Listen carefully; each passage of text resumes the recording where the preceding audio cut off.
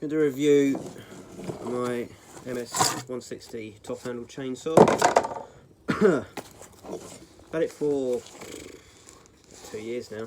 It's never faulted on me. Nothing's broken as of yet. I've had a couple of friends' handles here have cracked, but the actual machine itself is it's a good solid machine. It's good for climbing, topping out. Probably say 6 inch at very most, and it starts biting down, starts bidding a bit. I carry, there's a 12-inch bar on that, but I've been thinking about getting a 10-inch bar for it.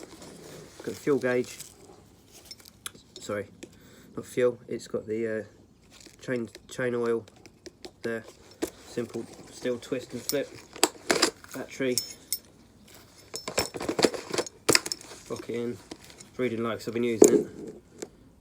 That means it's flat, but I carry 4 or 5 batteries with me now, so it's got the lock. To actually lock it, it's locked right now. So you pull the brake. It's actually on and off switch basically, the chain brake. So yeah, it's a good bit of kit, a very good bit of kit. I use the micro chains as well, but yeah, I've not had any problems with it at all. I have all the battery stuff. I've got the long reach chainsaw pole and the strimmer. I'd say it's the extendable pole, the head, the electric system. There's a little bit in there that's gone a bit funny, but I've learned how to deal with it and fix it. But at the moment it's going alright. So yeah, it's coming up to its second, third year, that saw. So I'm very, very impressed.